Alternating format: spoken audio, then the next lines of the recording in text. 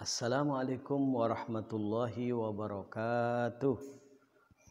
Alhamdulillah, alhamdulillahilladzi ja'alal 'aida rahmatan lil muslimin wal muslimat. Asyhadu an la ilaha illallah, asyhadu anna Muhammadan abduhu wa rasuluh. Allahumma shalli wa sallim ala sayyidina Muhammadin wa ala alihi wa ashabihi ajmain. Amma ba'du. Apa kabar seluruhnya, khususnya kelas 4? Semoga semua sehat-sehat ya. Semoga semua dalam keadaan diberkahi dan dirahmati oleh Allah Subhanahu wa taala. Alhamdulillah, kita bersyukur di kesempatan ini Allah berikan nikmat yang begitu banyak sehingga kita semua bisa melaksanakan aktivitas sebagaimana mestinya. Tidak lupa kita membaca salawat dan salam kepada Nabi kita, Nabi Muhammad SAW. Tentunya bersama keluarga, sahabat, para pengikutnya, umat beliau. Dengan satu harapan semoga kita menjadi umat beliau yang akan mendapat syafaat dari Nabi Muhammad SAW di akhirat nanti. Amin ya rabbal alamin. Baik anak-anak sekalian, khususnya kelas 4. Kali ini bertemu dengan Bapak. Kita akan memasuki materi pelajaran fikih. Dan mohon maaf pada kesempatan ini pelajaran fikih untuk kelas 4. Insya Allah akan kita bahas pada kesempatan ini, yakni tentang bab sholatul aidaini. Sholatul aidain. Pengertian sholat aidain. Al-aidaini diambil dari kata id dan ain. Aidain adalah isim musanna yang artinya dua hari raya, yaitu ada hari raya Idul Fitri dan hari raya Idul Adha. Hari Idul Fitri dan hari Idul Adha. Mari kita bahas apa yang dimaksud dengan aidain itu, salat hari raya Idul Fitri dan salat hari Idul Adha. Pada hari Idul Fitri, pertama kita bahas Idul Fitri dulu, adalah hari raya yang dirayakan oleh umat Islam setelah mereka melaksanakan ibadah puasa sebulan penuh. Setelah ibadah puasa sebulan penuh, mereka merayakan kegembiraan dengan menyambut 1 Syawal. Hari Idul Fitri jatuh pada tanggal 1 Syawal. Setiap 1 Syawal maka kita bersama-sama mengadakan hari raya Idul Fitri. Tidak bisa dirubah ya. Tetap tanggalnya tanggal 1 bulan Syawal tahun Hijriyah. Berbeda dengan tahun Masehi. Sehingga kadang-kadang 1 Syawal itu bisa bulan Mei, bisa bulan Juni, bisa bulan April dan lain-lain sebagainya. Tergantung kondisi perputaran bulan Komariah ya. Makanya disebut dengan tahunnya tahun Komariah. Maka dari itu setelah kita melaksanakan puasa sebulan penuh, kita sama-sama merayakan hari raya Idul Fitri. Apa saja yang dikerjakan pada hari raya Idul Fitri? Yang pertama adalah sholat sunat ya, sholat Idul Fitri. Yaitu pada hari rayanya, di mana sebelumnya pada mulai malam itu kita disunahkan untuk bertakbir. Bertakbir walaupun sebetulnya boleh kita bertakbir kapanpun, seperti kita sholat takbir Allahu Akbar ya. Dalam juga keseharian kita bertakbir la ilaha illallah wallahu akbar ya. Atau kita bertakbirnya Allahu Akbar dan bagi Allah segala puji, walillahil hamd, dan bagi Allah segala puji, walillah, dan bagi Allah alhamdulillah segala puji. Boleh kita bertakbir, hanya saja kebanyakan kita melalui tradisi kalau takbir hari Idul Fitri, hari raya Idul Fitri maksud Bapak, itu pakai nada biasanya. Sehingga kalau orang bertakbir kemudian pakai nada itu, yang terbayang bukan takbirnya, tapi yang terbayang adalah lebarannya. Contoh, Allahu akbar, Allahu akbar, Allahu akbar. La ilaha illallah, wallahu akbar. Allahu akbar walillahil hamd. Pasti yang terbayang sama kita itu udah lebaran. Ya, sehingga kalau ada yang belum lebaran takbir yang seperti itu dimarahin, emang udah lebaran pakai takbir-takbir segala. Padahal itu cuma nada. Boleh kita baca dengan nada yang lain. Allahu akbar, Allahu akbar, Allahu akbar. La ilaha illallah, wallahu akbar. Allahu akbar walillahil hamd. Yang jelas yang harus kita hayati adalah makna takbir itu. Allah Maha Besar. Allah Maha Besar. Allah Maha Besar. Tidak ada Tuhan selain Allah. Allah Maha Besar. Dan bagi Allah segala puji. Begitu yang harus kita hayati, bukan takbirnya. Bukan maksud Bapak bukan ada takbirnya, tapi adalah isi daripada takbirnya itu. Kita mengagungkan Allah.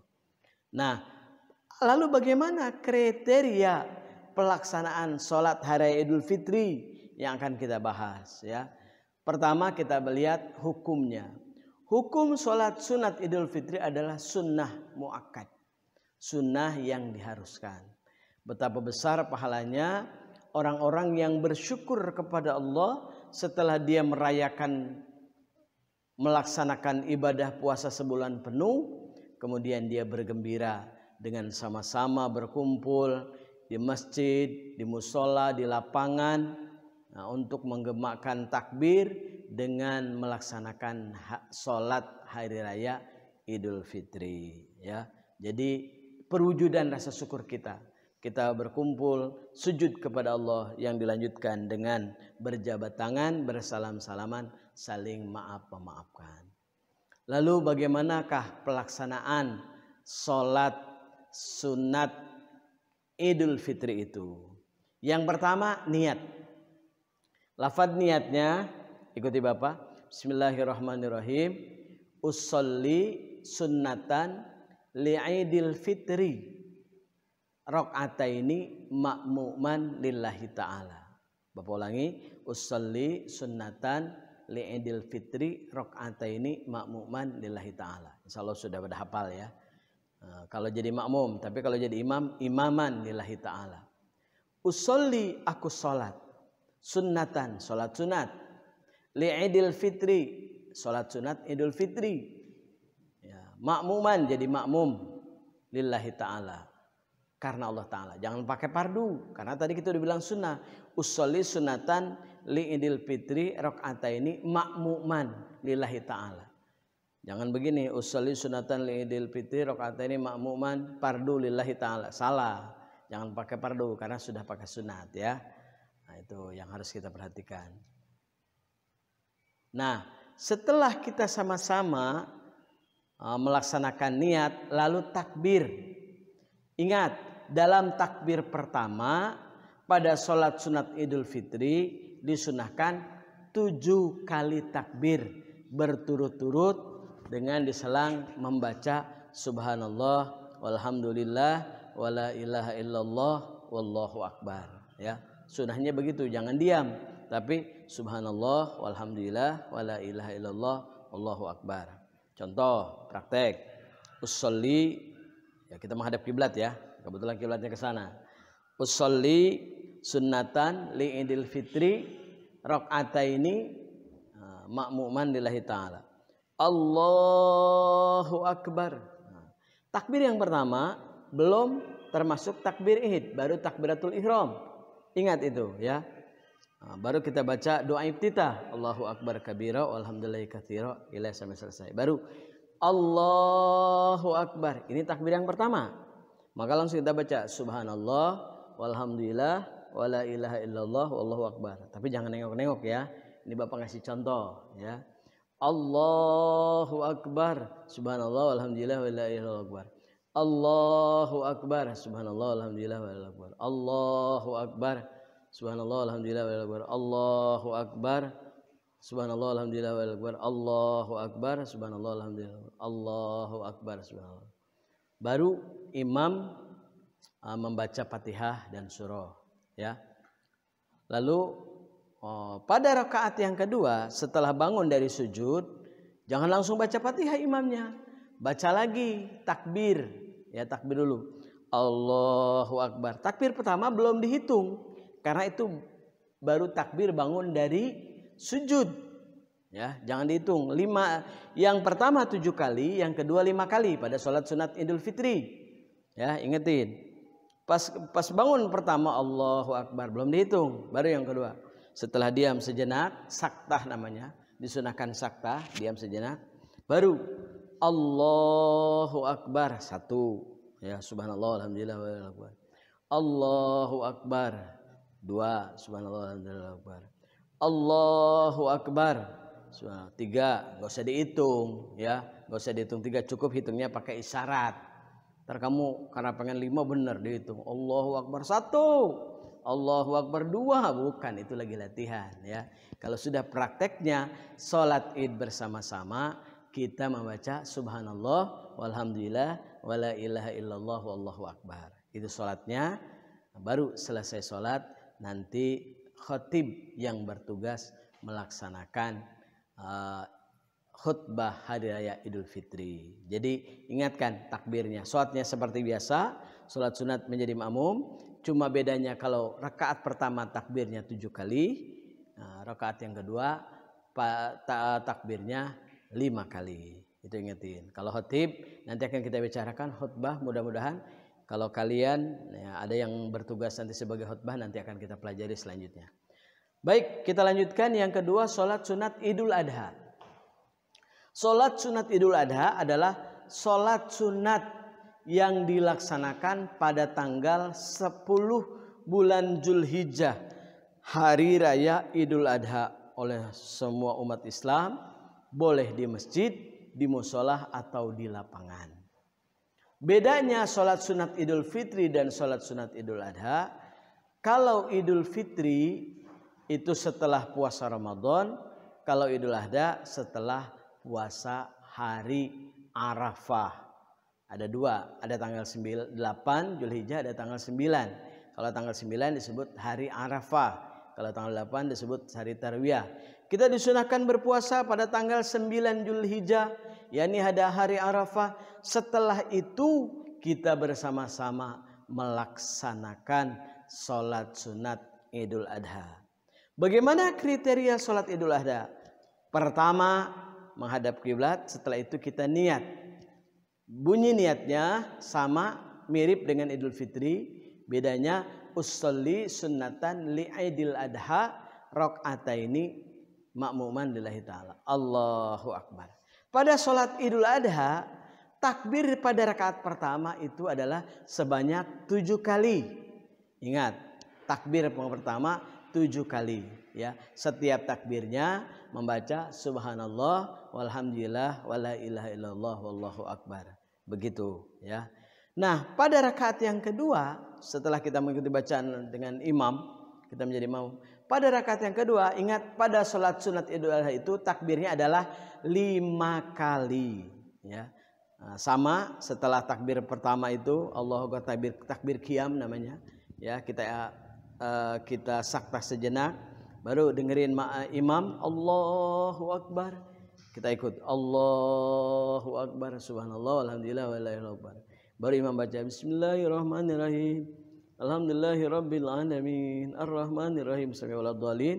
Baru bismillahirrahmanirrahim inna a'tainakal kautsar fasholli li rabbika inna sanaka walabdar. Allahu Akbar, Allahu Akbar.